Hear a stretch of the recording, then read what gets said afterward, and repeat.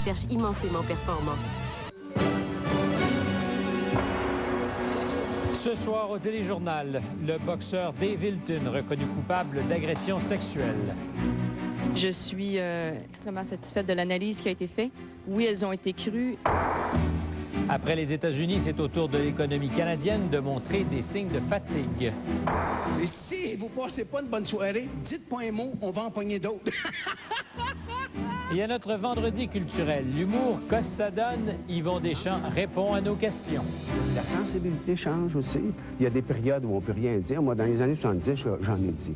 J'en ai fait et les gens étaient capables d'en prendre. Dans les années 80, début des années 80, tout à coup, les gens sont mis à faire « on » à chaque fois. Oui. « On ».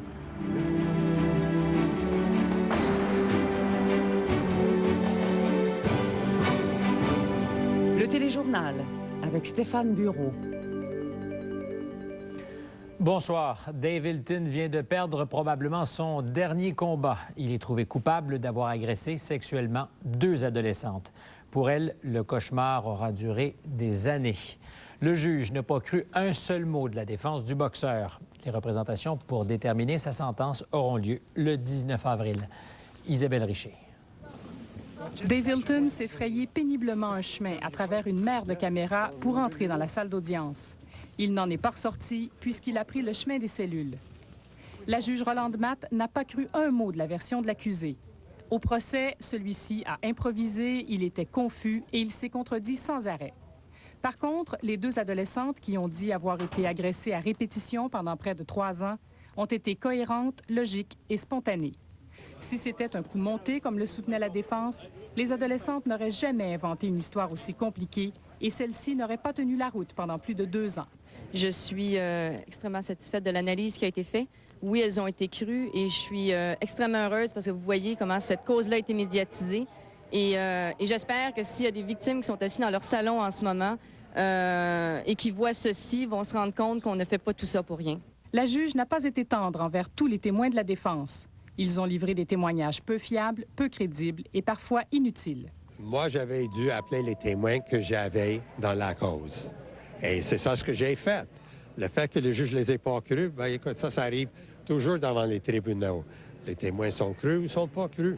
Les proches de Dave Hilton ont dit qu'ils ne l'avaient jamais vu poser un geste déplacé envers l'une ou l'autre des victimes. Mais par définition, les agressions sexuelles sont des crimes qui sont commis dans le secret, a souligné la juge Matt. Dave Hilton a été incarcéré immédiatement. La couronne demandera une longue peine de pénitencier. Son avocat souhaitait qu'il reste en liberté afin de compléter sa thérapie et défendre son titre de champion. La juge Matt a refusé. Je pense que c'est important et ça démontre à ce point-ci que Mme le juge considère aussi que ce sont des gestes qui sont extrêmement sérieux et extrêmement graves. Dès que le verdict est tombé, l'enquêteur responsable du dossier a téléphoné aux 2 victimes qui habitent maintenant en Floride avec leur mère. Les 2 jeunes filles ont éclaté en sanglots en apprenant la condamnation de Dave Hilton. Elles sont soulagées d'avoir traversé le processus judiciaire. Maintenant, elles devront s'appliquer à mettre cet épisode de leur vie derrière elles. Isabelle Richer, Radio-Canada, Montréal. La famille Hilton, c'est plutôt le clan Hilton, connu pour ses combats dans le ring, mais aussi dans la rue. 5 frères élevés selon les règles de la boxe dès leur plus tendre enfance.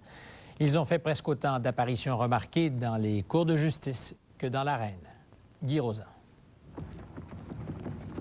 Les frères Hilton, l'histoire de 5 fils pour qui le père a toujours eu beaucoup d'ambition. De l'ambition et un grand désir de célébrité.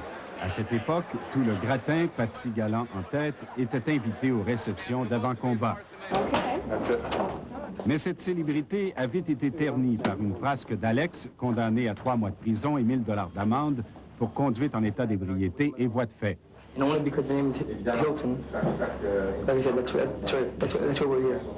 15 ans de cela, et la célébrité avait déjà un prix.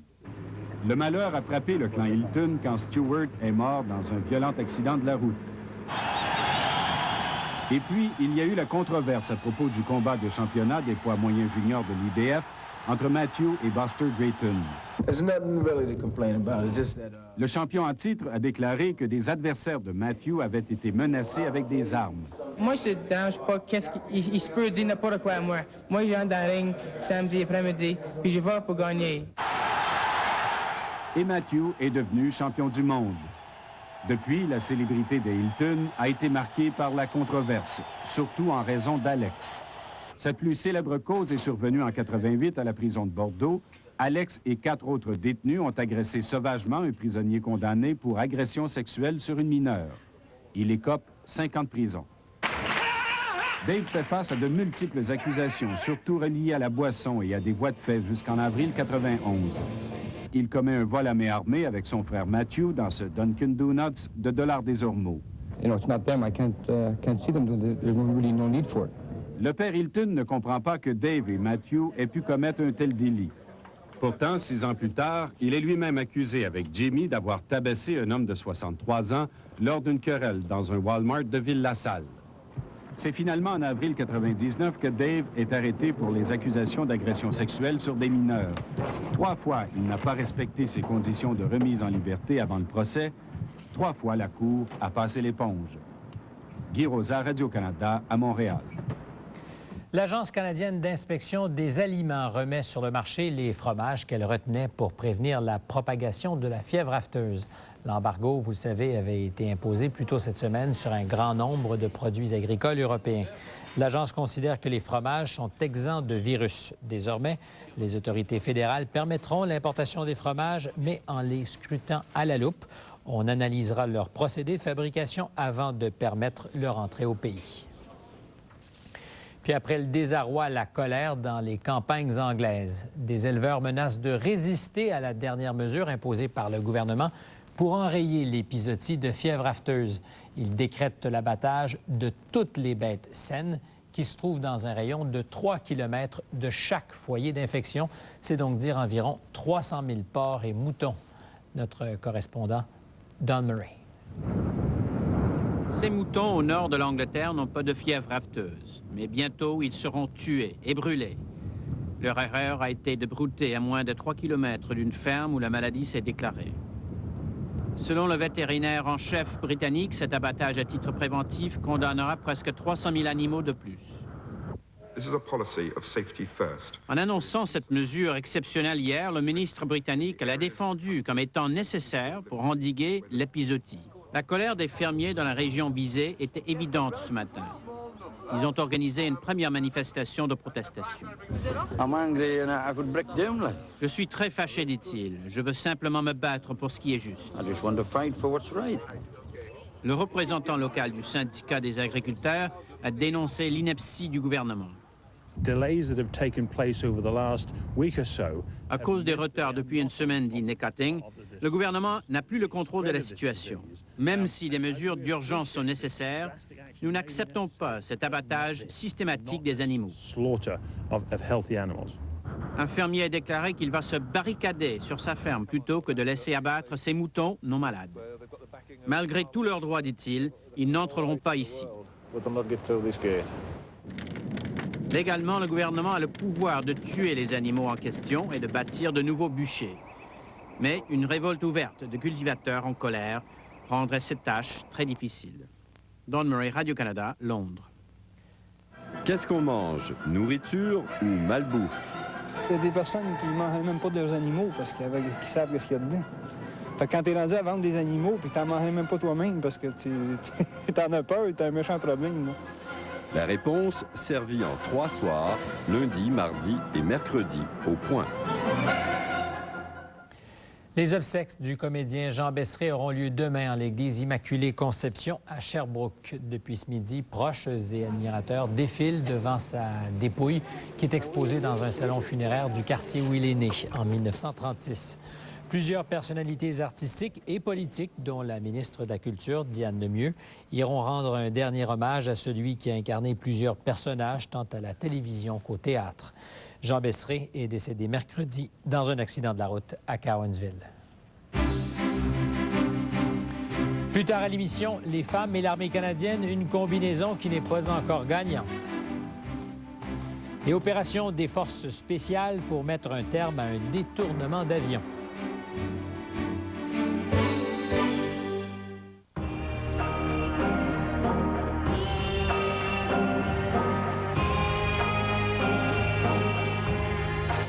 Bonjour, mon nom est Christine. Comment puis-je vous aider, Monsieur Roy? On est à quelle distance des chutes Milos? 1 km droite porte. Équipé du service de communication OnStar Ultra, votre Montana vous guidera pratiquement partout où vous allez. Même au lave-auto. La nouvelle Montana de Pontiac. 258 $ par mois. La passion de conduire.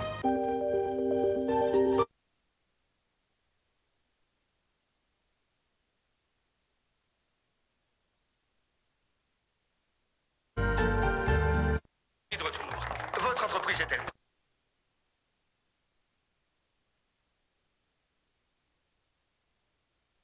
La baisse, puis le dollar canadien qui a fini la journée sous la barre des 64 cents américains, son plus bas niveau depuis 30 mois.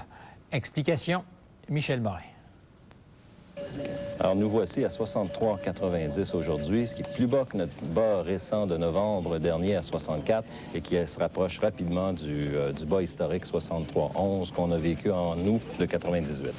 Au cours des dernières heures, à la surprise de beaucoup d'économistes et de cambistes, le dollar canadien est tombé sous la barre des 64 cents américains. Il y a 40 ans, les gens, quand il y avait des marchés en panique, se tournaient vers l'or. Aujourd'hui, ils se tournent vers le dollar américain. Résultat, la plupart des monnaies sont en baisse par rapport au billet vert américain et notre UR a atteint son creux des 30 derniers mois. Il ne serait pas surprenant de voir le dollar canadien continuer sa baisse et passer sous le cap des 60 cents dans les mois qui viennent. Alors que les bourses prennent acte du ralentissement économique et continuent de s'enfoncer dans le rouge, la bourse Nasdaq en est maintenant à sa 7e semaine de baisse, les économistes sont forcés de réviser leurs prévisions de croissance. Chez Toronto Dominion, on parle maintenant d'une croissance de 2,2 % pour le Canada. On ne croit pas qu'il va y avoir récession aux États-Unis. On croit que la récession va être évitée aux États-Unis, mais elle va être évitée de justesse. On voit une situation où il y aura à peu près pas de croissance dans l'économie américaine en première moitié d'année. Alors que les investisseurs fuient le marché des actions pour trouver refuge dans les obligations, les banques peuvent financer leurs hypothèques à moindre coût. Et pour la deuxième fois depuis le début du mois, annoncent maintenant une baisse d'0,25% pour toutes les échéances. Michel Morin, Radio-Canada, Montréal.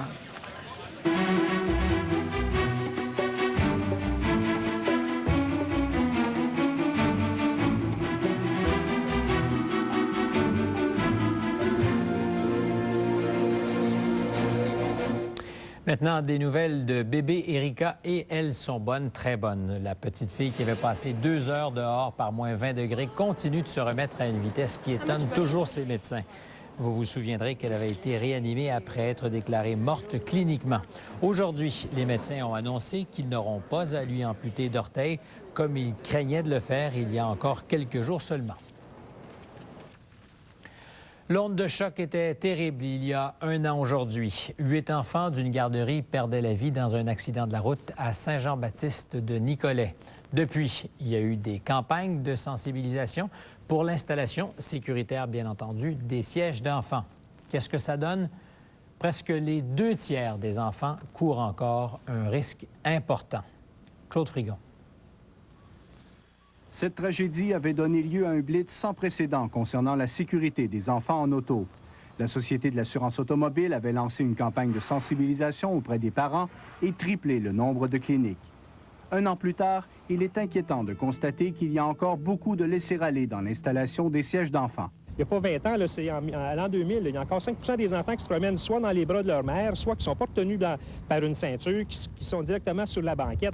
Et de l'information, elle est disponible. Il y a encore 20 % des enfants qui sont retenus juste par une ceinture de sécurité. Une étude de la SAC en 99 démontre que 80 % des parents choisissent un siège adéquat, mais à peine 40 % l'installent adéquatement.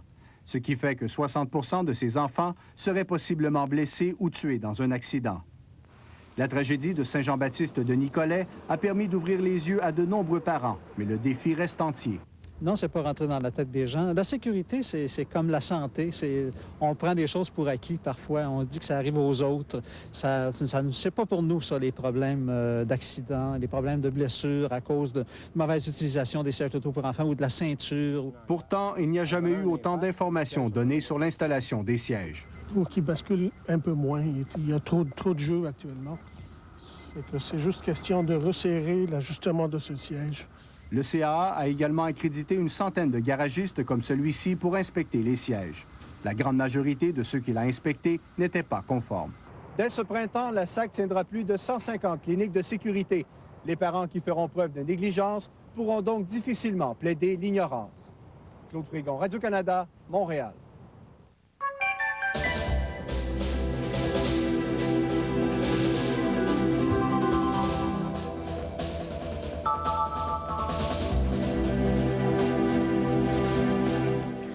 Les adolescents étaient nombreux aujourd'hui à se faire vacciner à la polyvalente de l'ancienne Lorette. Le ministre de la Santé a autorisé hier, vous le savez, une campagne de vaccination volontaire contre la méningite à l'école où 2 cas de la maladie ont été diagnostiqués. Une élève en est morte. La direction pensait qu'au plus 500 jeunes se feraient vacciner aujourd'hui, mais dès 14 heures, on avait déjà dépassé ce nombre. Et puis un nouveau problème pour l'hôpital Royal Victoria de Montréal. Après les moisissures dans le système de ventilation, on a maintenant découvert de l'amiante dans les plafonds. La direction de l'hôpital dit cependant qu'il n'y a aucun danger pour les patients. Une armée, c'est un nom du genre féminin, mais ça reste un univers essentiellement masculin.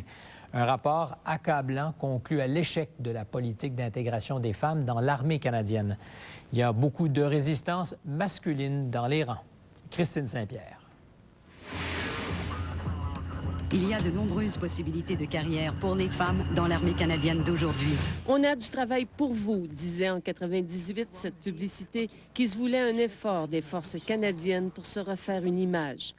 La parution de cette photo de Sandra Perron, première femme officier chez les Fantassins, avait soulevé le dégoût. La jeune femme avait démissionné. Je demandais qu'il s'adapte un peu à moi. C'est d'ailleurs Sandra Perron qui a dirigé le comité qui vient de rendre public ce rapport. Un rapport accablant, ignorance, indifférence et préjugés. Les forces canadiennes ont du chemin à faire pour que leur volonté de créer une culture de respect se traduise dans la réalité. L'objectif de recruter, former et garder 28 % de femmes est un échec. Échec aussi le recrutement d'Autochtones et de membres de minorités visibles. Des objectifs à court terme irréalistes, admet maintenant le ministre de la Défense.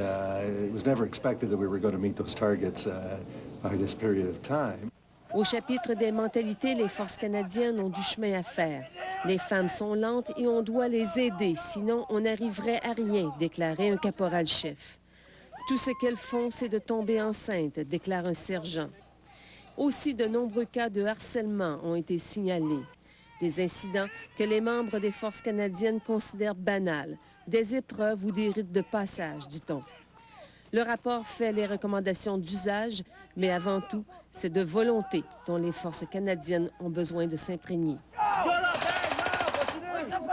Christine Saint-Pierre, Radio-Canada, Ottawa. Politique maintenant à Québec accepte finalement l'invitation d'Ottawa de participer à certaines activités du Sommet des Amériques le mois prochain à Québec, notamment l'accueil des dignitaires à l'aéroport ainsi que la participation à certaines réceptions officielles. De plus, Bernard Landry a obtenu une rencontre avec le président mexicain Vicente Fox. Québec attend une réponse pour des rencontres sollicitées par M. Landry avec les présidents de l'Argentine, du Brésil, du Chili, du Costa Rica et de Panama. C'est presque la fin des États généraux sur la langue qui se termine dimanche. Le Parti québécois témoignait devant la commission créée par le gouvernement péquiste. Au programme, un renforcement de la loi 101 pour préserver l'image du français au Québec. Gilles Morin. On doit prendre des moyens vigoureux pour réussir à durer. La vice-présidente du PQ s'est présentée aux États généraux avec un plein cahier de recommandations pour raffermir la place du français. D'abord, elle dit non à Alliance Québec qui veut élargir aux enfants d'origine américaine et britannique le droit de fréquenter l'école anglaise. S'il y a bien un élément de la Charte qui a permis des progrès immenses, c'est justement l'obligation d'étudier au primaire et au secondaire en français. Alors, sur cette question, l'exécutif national... À son dernier conseil général, le PQ s'est donné 3 ans pour inciter les allophones à fréquenter les cégeps francophones. Si la tendance n'est pas convaincante, il pourrait y être contraint. On ne souhaite pas, à ce moment-ci, prendre cette ligne-là. On pense qu'il faut l'envisager, toutefois, Et il faut au besoin y recourir, même si c'est difficile. Mais même mise en garde pour l'affichage. La Commission de la protection de la langue française devra être plus vigilante. On se rend compte que le nombre de commerces qui affichent dans les deux langues augmente, que le nombre de commerces qui affichent uniquement en français diminue. Le PQ veut aussi mettre un frein aux exigences de bilinguisation dans l'embauche de personnel dans certains hôpitaux. Puis comme le français n'occupe pas toute sa place comme langue de travail, il propose d'étendre aux PME de 25 à 50 employés l'obligation d'obtenir un certificat de francisation. C'est donc une recommandation majeure. On verra si la Commission Larose retiendra l'essentiel des recommandations du PQ dans son rapport à la fin mai. Merci, Monsieur le Président, et on attend avec impatience le fruit de vos propres réflexions. On se sent en travail sous surveillance. Gilles Morin, Radio-Canada, Montréal. Jocelyne, bonsoir. Bonsoir. Alors, comment ça se prépare pour la fin de semaine? Pas si mal, finalement, parce qu'il n'y aura pas beaucoup de précipitations. Alors, tout de suite sur l'image satellite, vous allez voir le mouvement des nuages depuis hier soir. Donc, vous voyez qu'il y a quand même des zones où il n'y a pratiquement pas de nuages et où il fait très beau. Cependant, pour le sud-ouest de l'Ontario, une dépression qui était là aujourd'hui déjà donne un peu de neige. Il va y en avoir encore demain. Donc, un peu de neige pour le sud-ouest de l'Ontario, ce qui est assez inhabituel. Bien, on se retrouve avec les détails là-dessus un peu plus tard à l'émission. Voilà, attends. Au revoir. Juste 200 spectacles cette année. 200 spectacles cette année. C'est vrai que c'est une petite année. Petite année tranquille, oui. Pas de retraite pour le vétéran de l'humour au Québec. Plus tard au point, Yvon Deschamps. Cette exportatrice a protégé son entreprise contre la faillite en assurant ses comptes clients auprès de la SEE.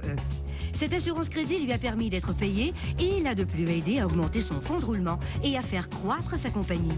En effet, elle conclut maintenant plus de transactions qu'elle ne l'aurait cru possible. Cet exportateur a décidé de faire le chemin sans l'appui de la SEE. Quel genre d'exportateur désirez-vous être? La Société pour l'expansion des exportations, un monde d'opportunités à saisir. Salut les gars. Hey les gars. Hey les gars. Ben non, les gars. Avez-vous vu ma nouvelle... Wogs. Fur. En tout cas, ils vont être assez jaloux.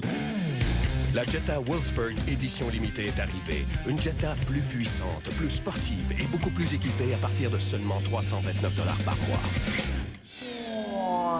Passez vite la voir sur www.com ou chez votre concessionnaire Volkswagen.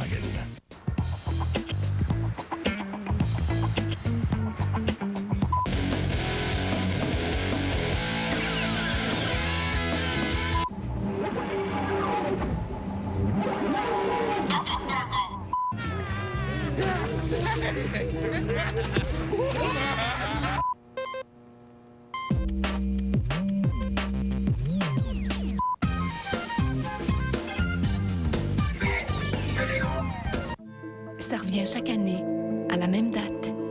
C'est le temps d'ouvrir votre trousse de déclaration de revenus. Avec cette année, plus de façon que jamais de nous la faire parvenir.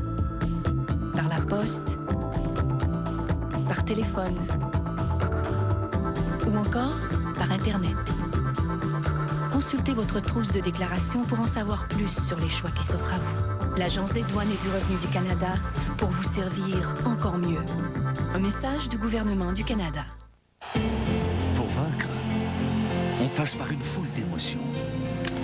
Et c'est ça qui fait toute l'action. Boston à Montréal, la soirée du hockey Molson Export à Radio-Canada, samedi 19h. À chaque heure, 3 espèces de plantes ou d'animaux disparaissent à jamais. Une extinction pire que celle des dinosaures. La biodiversité menacée, dimanche à découverte.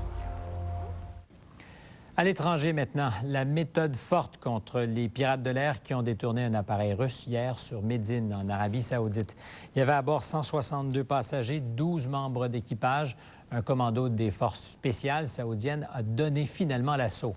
3 morts, dont un des pirates, des rebelles tchétchènes. Notre correspondant à Moscou, Michel Cormier. L'attaque est survenue sans avertissement, en plein jour. Les commandos saoudiens ont fracassé les hublots et forcé les portes de l'avion. Le tout a duré quelques minutes. 3 personnes, dont l'un des pirates de l'air, sont mortes, 7 autres blessées.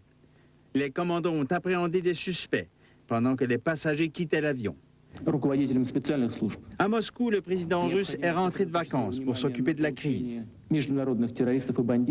Cette tragédie, a déclaré Vladimir Poutine, montre que les terroristes tchétchènes s'en prennent non seulement à la Russie, mais aussi à d'autres pays. Les deux autres victimes de l'attentat sont un passager turc et cette hôtesse de l'air, qui aurait été égorgée par un des terroristes lors de l'attaque. L'un des 3 pirates de l'air serait cet homme, Soupiane Arsayev, qu'on voit ici en train de négocier avec un représentant saoudien. Son neveu, Irishan, qu'on voit ici à gauche, a été tué par les forces saoudiennes lors de l'attaque. Au moment de l'assaut, une quarantaine de passagers avaient déjà été libérés par les ravisseurs et avaient été amenés dans un hôtel.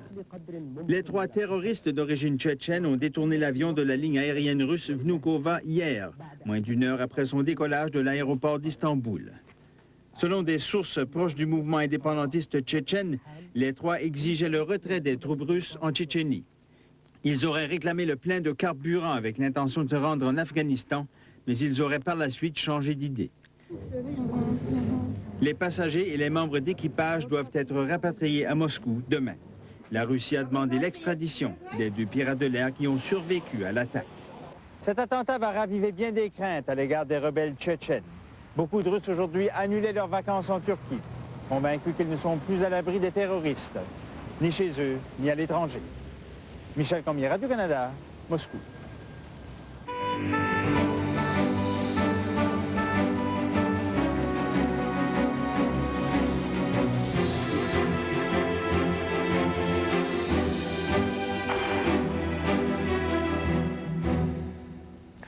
On dit que l'humour est la politesse des désespérés. Bien, si c'est le cas, mon invité ce soir est sûrement très poli et très inquiet aussi. Yvon Deschamps n'était pas remonté sur scène depuis 8 ans, cette scène qu'il aime beaucoup, mais qui le rend malade d'angoisse. Son spectacle « Comment ça, 2000 » devait durer quelques soirs, qui vont finalement se terminer en mai 2002. Yvon Deschamps a 65 ans, 40 ans de métier comme monologuiste. Je l'ai rencontré aujourd'hui au Théâtre Coronade, dans le quartier Saint-Henri à Montréal, le théâtre de son enfance. Yvon Deschamps, salut. Bonjour. Ça va? Ça va très bien, moi, là. Ça va très bien, vous, là? Moi, ça va bien, là. Je suis dans une belle période, là, alors c'est Et moi qui pensais que vous étiez à la retraite. Eh, Moses, bien presque, là, juste 200 spectacles cette année. 200 spectacles cette année. C'est vrai que c'est une petite année. Petite année tranquille, oui. J'ai l'impression que vous êtes un peu comme Clémence Desrochers. Vous annoncez que vous allez vous on retirer, mais finalement... Bien, en fait, j'avais pas dit que je me retirais. J'avais dit que j'arrêtais la scène. En fait, j'ai changé de stratégie. Je devais faire une série de télévision, c'est-à-dire que je travaillais sur un projet de télévision. Alors, j'ai dit, je vais arrêter la scène pour me consacrer à ça. Et ma femme, qui a beaucoup d'influence sur moi... Manifestement beaucoup d'influence. Elle dit, t'es bien fou, toi. Alors, vous avez décidé j'ai de faire dit, plaisir. mais je ne suis pas fou, moi. Elle dit, écoute, un spectacle qui marche bien, là, laisse faire la télévision, puis plutôt arrête le projet de télévision, puis fais juste le spectacle, il est fait. Alors, j'ai dit, c'est pas fou, ça. Excellente idée, ça. Alors, c'est ce que j'ai fait. Est-ce qu'il y en a pour qui c'est leur première visite au Corona? Oui? C'est-tu cute, hein? Puis un beau petit bistrot à côté. Je vais vous dire une affaire, si vous passez une belle soirée, là, demain, prenez le téléphone, parlez-en, là. Le Corona a besoin de publicité. Mais si vous passez pas une bonne soirée, dites pas un mot, on va en pogner d'autres. On disait que vous étiez terriblement... Enfin, je pense que vous l'avez dit même, que la scène, ça vous traquait. Et plus aujourd'hui qu'hier. Oui, plus que jamais, de plus en plus. C'est pas difficile de combiner cette peur et de le faire en même temps à pleine vitesse comme vous le faites? Oui, mais là, en fait, là, je suis rendu au moment où ça n'existe plus, cette peur-là. Là, j'ai 75 spectacles de fait. Là, maintenant, je suis rendu à... Je profite de toutes mes peurs, toutes mes angoisses m'ont amené à, là, maintenant, avoir du plaisir pour 2 ans. Alors, tu sais, il y a cette période-là de 5-6 mois qui est invivable. C'est agonisant pour vous? Agonisant, là. Malade, dors pas, pourquoi je fais ça, puis j'aurais pas pu aller, j'aurais dû aller à l'école, tu sais, tout. On commence au début très souffrant.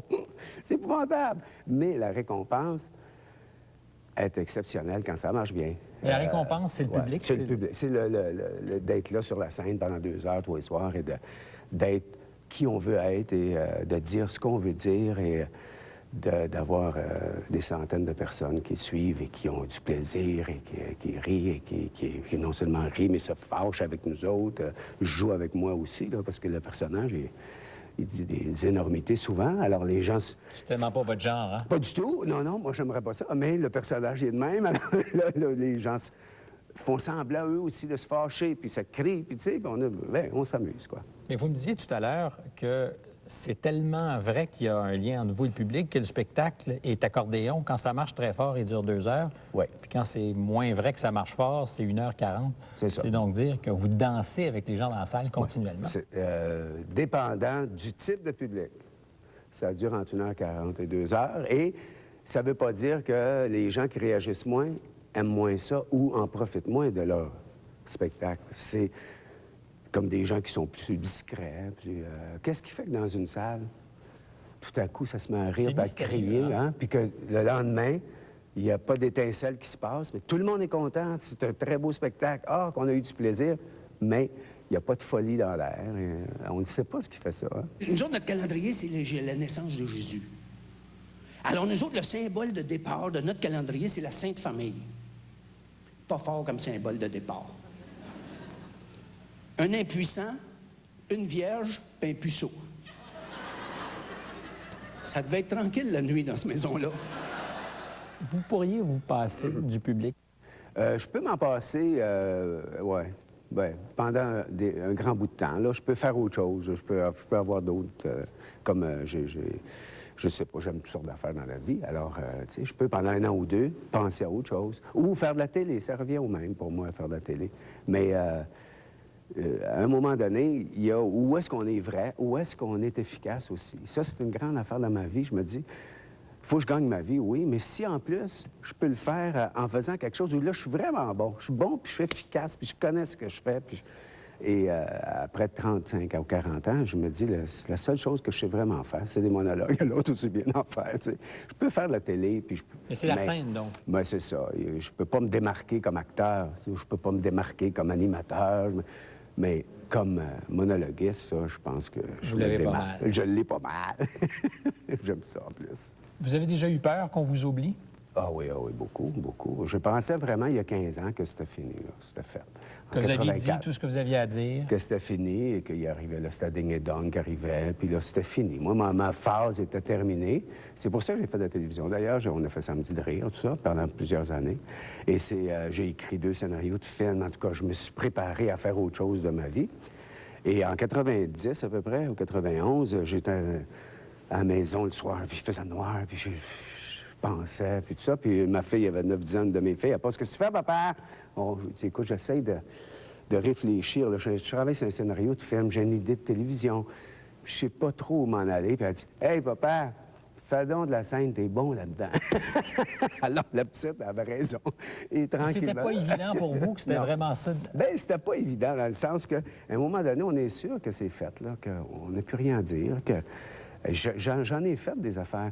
Là, au moment où on se parle, même si j'ai arrêté pendant 15 ans, dans les derniers 15 ans, j'ai fait 2 spectacles seulement, si on accepte les Juste pour rire, là. Il reste quand même que j'en suis à mon 11e spectacle solo complet, plus le Stitch-Up appelait le genou à ta délivrance. Moi, ma maman même, qu'on a écrit en équipe, j'ai joué l'ouvre-boîte 2 ans avec Jean-Louis Roux. Je vous dis, j'ai été sur scène souvent, longtemps. Pendant les premiers 15 ans, je pense que j'ai participé à écrire ou jouer ou écrire tout seul 17 spectacles différents. C'est beaucoup de matériel. Hein? C'est bien du matériel. C'est 20 quelques heures. À un moment donné, on peut plus. On se dit, pourquoi, là? J'ai plus rien à dire, j'ai plus rien à faire. Mais ça prend 5 ou 6 ans au lieu d'1 an ou 2. Ça prend 5 ou 6 ans. Il faut faire autre chose. Puis à un moment donné, j'ai une petite idée. Puis là, je recommence. Puis... Là, il m'a porté jusqu'à chez une de mes amies qui tient un salon de massage avec un chouchante en plus. Si vous voulez y aller, c'est 5 piastres la bottine. Papa, Sylvie, puis moi, on aimerait ça te demander quelque chose. C'est un petit peu gênant de vous demander ça, mais c'est parce qu'on est en train de faire des rénovations. Pour faire une histoire courte, là, tu dis oui ou non, c'est pas plus grave que ça. Est-ce que tu accepterais, toi, de nous prêter ton... Troc? Ouais.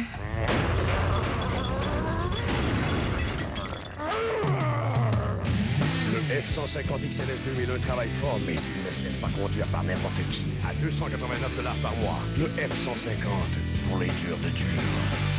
comprends bien, ta réponse, c'est non. Chez mon concessionnaire Ford.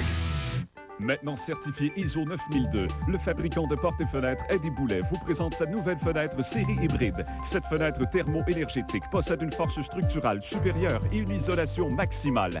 L'extérieur est en aluminium avec plusieurs choix de couleurs. Le centre est en PVC et l'intérieur en bois naturel. C'est beaucoup plus qu'une fenêtre, c'est un élément de décoration haut de gamme qui rehausse la valeur de votre maison. Découvrez dès aujourd'hui la nouvelle fenêtre hybride, un produit exclusif fabriqué par les portes et fenêtres Eddie Boulet. Vous avez le goût de vous sucrer le bec. Vous cherchez un bon endroit pour dîner. La cabane chez Dany à Pointe-du-Lac vous comblera avec son vaste choix de plats traditionnels. Dans une ambiance chaleureuse, venez déguster un bon repas à la cabane à sucre. Que vous soyez seul ou en groupe, à tous les jours de la semaine, la cabane chez Dany vous offre de succulents dîners. À seulement 8 km du centre-ville de Trois-Rivières, venez à la cabane chez Dany, autoroute 40, sortie 192 à Pointe-du-Lac. Pour réservation, 370-4769.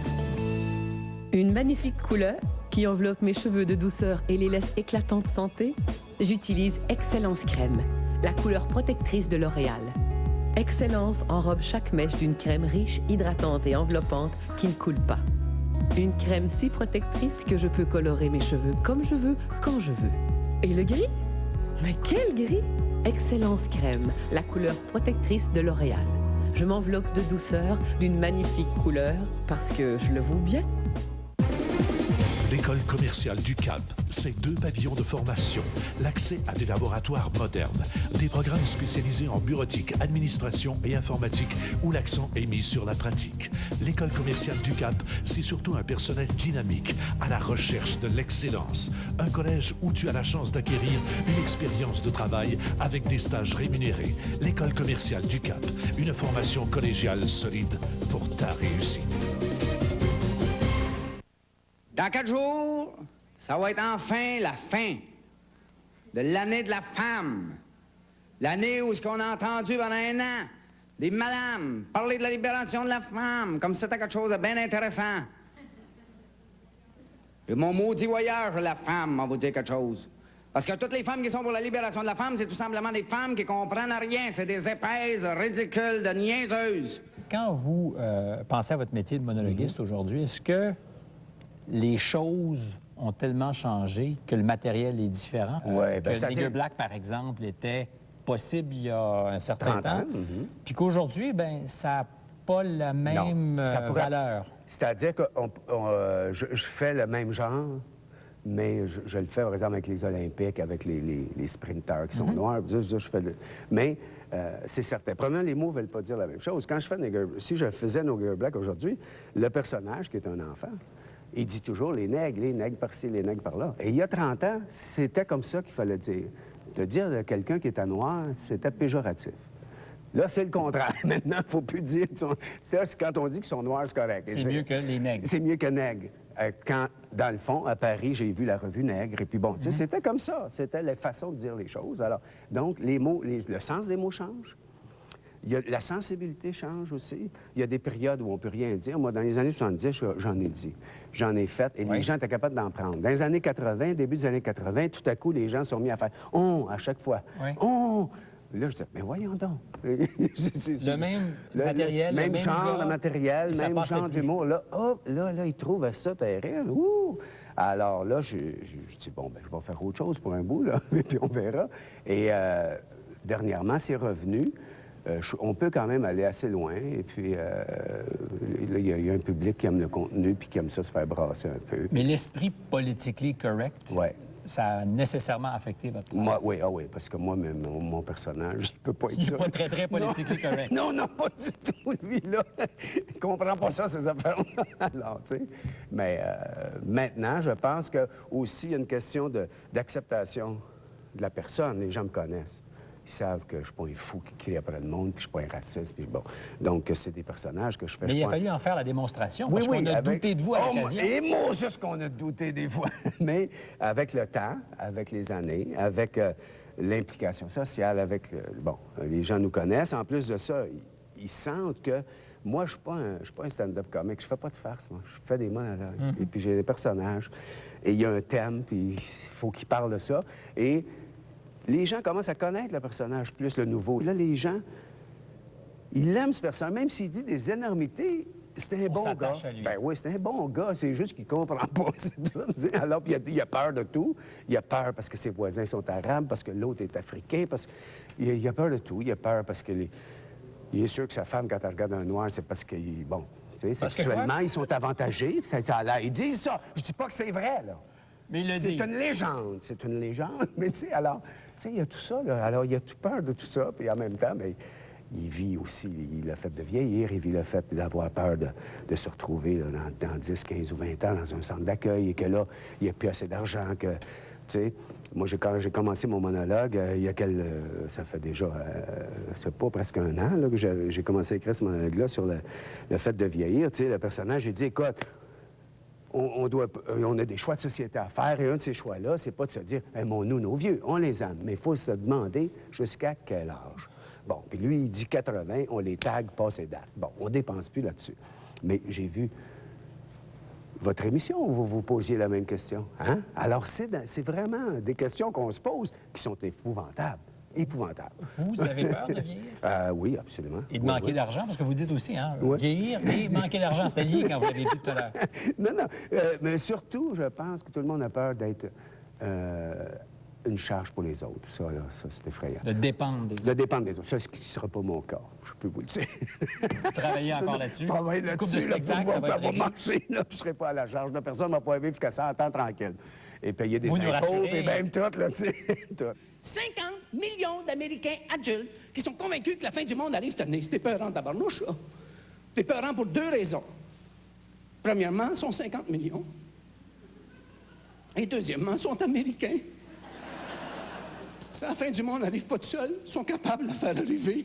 Moi, en fin de semaine, je regardais un journal, puis il y avait 3 manchettes. Assez terrifiantes, un peu fin du monde. Il y avait l'épidémie de fièvre, l'épizootie de fièvre afteuse. Oui. Il y avait l'économie du Japon qui risque de s'effondrer.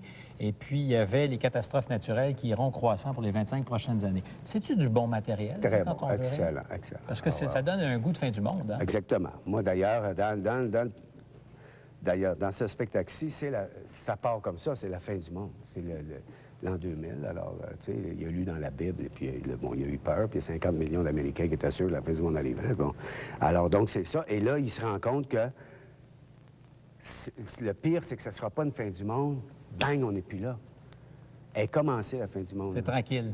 Mais c'est un génocide, une inondation, un tremblement de terre, bon, 1 million de personnes là, 2 millions là, 3 millions là, puis, tu sais, bon, alors, et donc, c'est sûr, c'est dans l'air, et on a peur, et c'est un personnage qui a peur de tout, il a peur de tout, il a peur de vieillir, il a peur de mourir, il a peur de l'au-delà, d'ailleurs, il parle du ciel, puis tout ça, parce qu'il trouve que, il se rappelle encore son petit catéchisme, et ça, il fait peur, parce qu'il a appris que où est Dieu? Dieu est partout. Qui est Dieu? Dieu est un pur esprit qui n'a jamais commencé, ne finira jamais. Et que là, s'il passe le test et qu'au jugement dernier, il ressuscite, et c'est une bonne personne, là, il va falloir qu'il aille s'asseoir à la droite de Dieu. Puis il trouve que ça va être une job de trouver la droite de partout, mettons. Il peut chercher longtemps. Fait ça, il fait peur aussi. Comment m'a trouvé ça, moi, la droite de partout? T'sais? Alors, il a peur de tout. Il a peur de tout, même de la mort, même de la... En terminant, j'ai envie de parler de famille avec vous, parce que ça a déjà été important dans vos monologues, n'est-ce pas? Oui. Mais ça a changé pas mal. À un moment, à commencer par votre cour arrière. La famille est assez éclatée chez vous. Oui. Et c'est une famille de toutes les couleurs. Toutes les couleurs. Et Dieu sait que vos personnages, des fois, ont quelques tendances à avoir peur du voisin différent. Oui. Est-ce que ça change aussi votre façon de parler de la famille? Chez nous, c'est très éclaté. Mon aîné est marié avec un Mexicain qui parle à peine, il arrive. Là. Alors, il parle à peine français puis un petit peu anglais. La deuxième est avec un Haïtien. Là, la petite à l'œil, c'est un Asiatique. Alors, ça va bien dans la maison. Mais c'est ça. Mais la vie est complètement différente. Le quotidien est complètement différent de ce que c'était dans notre temps. Donc, nos enfants, ils sont allés à l'école avec la moitié de la classe étant asiatique, africain. Bon. Donc, ils ne voient pas du tout les choses comme les autres. Là. Il n'y a plus aucune différence. Les gens n'ont... En tout cas, pour mes enfants, moi, les gens n'ont pas de couleur, ils n'ont pas de religion, ils n'ont pas de... C'est des chums ou c'est pas des chums. Bon. Et en plus, comme chez nous, à cause de Judy, déjà, il y avait une espèce d'ouverture et déjà une espèce de... de challenge quotidien, parce que moi, je suis un nationaliste québécois, Jody, c'est une Canadienne, tu sais, alors on vit dans la maison. Comment on résout ça? Je dis, si on se sépare, tout se sépare, là. Québec, le gars, tout, non. Mais, tu sais, alors on a vécu tout ça, là, puis la période des années 80 qui était assez difficile. Donc, déjà, là, ces deux sons de cloche, là, moi, toute ma belle famille est à Toronto, je vois comment ils nous perçoivent, qui est épouvantable, en fait. Mais pas de leur faute, ils ne nous connaissent pas. Ils ne savent pas qu'on est si fin que ça. Bon. Et, il faut leur dire. Mais il faut leur dire! Parce qu'ils nous prennent pour des épais, je pense. Non, ils nous prennent pour des gens très durs. Moi, ma belle-mère ne comprend pas encore qu'on veut qu'elle paye français. Puis je dis, non, we don't want you to speak French. Non. C'est M. Trudeau qui vous a fait croire des affaires de même. Là. Non, parlez ce que vous voulez. Uniquement que nous, on parle français. Le reste, tout va très bien. Tout va très, très bien. Vous avez l'air d'un homme heureux. En ce moment, je suis heureux. Ça ne dure pas jamais longtemps, mais j'en profite. S'il fallait être heureux... Non, là, ce serait pas vivable. C'est pas un vendeur fort, ça. Non, on pourrait pas faire de spectacle, on pourrait rien faire. Tu vois, je suis bien. Ah, ouais, tu penses que tu places, ça? Il faut avoir peur, il faut être angoissé, faut, tu sais... Je vous souhaite d'être bientôt malheureux. Merci. Merci beaucoup. Merci. Ça fait plaisir. Merci, OK. C'est vendredi, bien entendu, et c'est donc le jour qu'on aime pour beaucoup de raisons, entre autres pour ce fameux calendrier culturel préparé cette semaine par notre fort distingué collègue Louise Rousseau.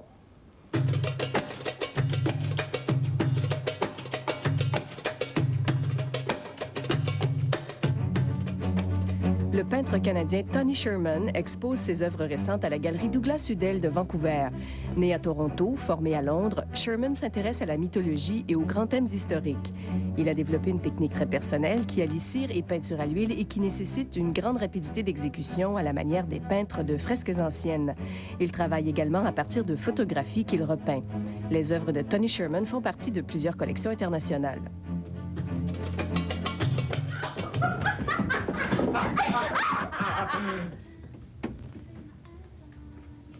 Excusez-nous de vous déranger. La 3e édition du Festival du film de l'Outaouais, qui débutait ce soir, nous propose 59 films provenant de 15 pays, ainsi qu'une sélection de 12 longs-métrages présentés au récent rendez-vous du cinéma québécois. Parmi les films vedettes de ce festival, mentionnons Maelstrom de Denis Villeneuve, Hochelaga de Michel Jeté, Le goût des autres d'Agnès Jaoui et Les destinées sentimentales d'Olivier Assayas. Le festival se termine le 22 mars. Demain soir, au Théâtre Maisonneuve, les Grands Ballets canadiens rendront hommage à la danseuse Andrea Boardman, qui fut pendant plus de 15 ans première danseuse de la compagnie. Il faut la voir danser une dernière fois le ballet Jardi Tancat, une brillante chorégraphie de Nacho Duato. La plus grande exposition florale au pays, le Canada Blooms, a ouvert ses portes le 14 mars au Centre des congrès de Toronto. 600 jardiniers ont participé à l'élaboration de ce paradis printanier qui compte 38 jardins répartis sur 3 étages. Montréal y a délégué la petite famille de Panda qui a fait les beaux jours des récentes mosaïcultures présentées au Vieux-Port de Montréal l'été dernier. Cette 5e édition du Canada Blooms se termine dimanche. Louise Rousseau pour le Téléjournal.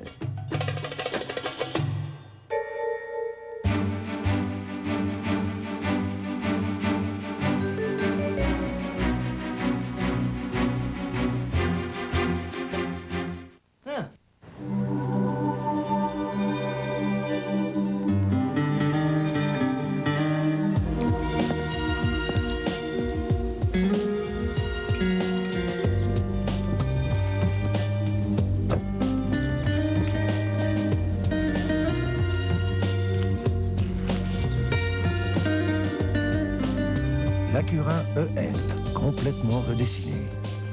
L'admirer de loin, oubliez ça. Elle vient tout juste d'arriver, la nouvelle collection Printemps mode coton. Et elle a tout pour se faire aimer. Les couleurs, l'audace, la nouveauté, un goût d'été instantané, toujours au prix du manufacturier. La collection Printemps mode coton, le déclic jeunesse pour une saison tout en beauté. Chez votre mode coton à Trois-Rivières et à Sorel. Hé, Vous notez la différence? Canne à sucre. Numéro 101. C'est le masque colorant revitalisant Nutrice de Garnier. Regardez cette couleur. C'est riche, superbe et doux. Incroyablement doux. Le secret? Le masque Nutrice agit en profondeur avec des revitalisants nutritifs, une couleur permanente et même de l'huile de fruits. Résultat, une belle couleur riche et durable et les cheveux gris sont couverts à 100%. Le masque colorant revitalisant Nutrice. En 30 nuances fabuleuses, uniquement par Garnier. Faites confiance aux experts. Du BI pour ton auto. Et 2 ans sans intérêt. J'ai deux mots à vous dire. Chez Stéréopus, il n'y a pas 2 poids, 2 mesures. C'est 2 ans sans intérêt. Achetez ce téléviseur 61 pouces stéréo de Sony à 124 $ par mois sans intérêt et obtenez un écran protecteur gratuit sur un vaste choix. C'est 2 ans sans intérêt. Du son au maximum. Des paiements au minimum. Sur Olympique cette semaine, le ski au pied, carabine à l'épaule, Martine Albert suit les traces de Myriam Bédard. Et le curling, un sport où les Canadiens sont toujours favoris. On vous attend à l'aventure olympique samedi, 17h. Pendant les vacances de M. Galarneau, il a plu, même dans sa belle tente roulotte neuve. Pour faire respecter sa garantie, il doit se battre, avoir recours à un médiateur et même renvoyer sa tente aux États-Unis chez le fabricant. La facture, mardi 19h30. Le sport avec Diane, rapidement à tout le moins, parce que ça risque de chauffer tout à l'heure en Malaisie pour les qualifications en F1. Oui, en fait, ça chauffe déjà parce qu'on vient tout juste de compléter les derniers essais libres et c'est Rubens Barrichello qui a réussi le meilleur temps. Et les qualifications, elles, vont avoir lieu dans quelques instants, à minuit. Plus tôt aujourd'hui, l'Italien Jarno Trulli sur Jordan Honda a supplanté les Ferrari lors des premiers essais libres.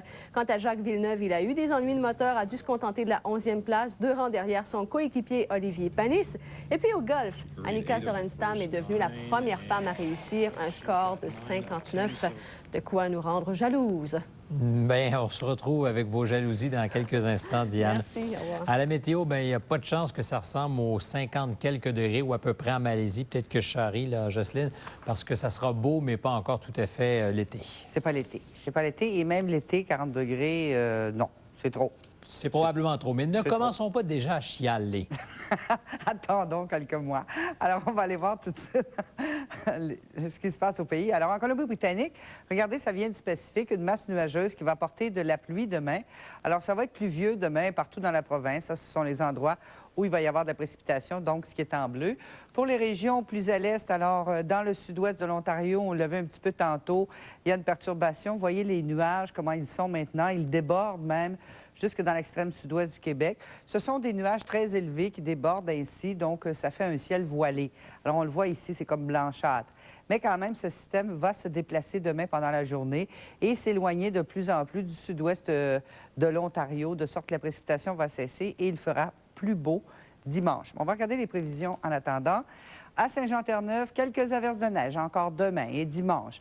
Aux îles de la Madeleine, des percées de soleil demain, quelques flocons dimanche et du très beau temps pour Moncton et Halifax. Donc, une belle fin de semaine là-bas. Pour les régions de l'Est du Québec, alors des percées de soleil sur la Côte-Nord et en Gaspésie, les 2 jours. Dans la région de Rimouski, dans le Bas-Saint-Laurent, un ciel variable demain et dimanche aussi, donc un ciel variable. Alors, de très, très belles percées de soleil. Pour le centre du Québec, il fait très beau demain, ensoleillé, passage nuageux. Un ciel variable pour dimanche. Donc, pas de précipitation, pas de grand vent. Même chose pour le sud-ouest du Québec. Alors, des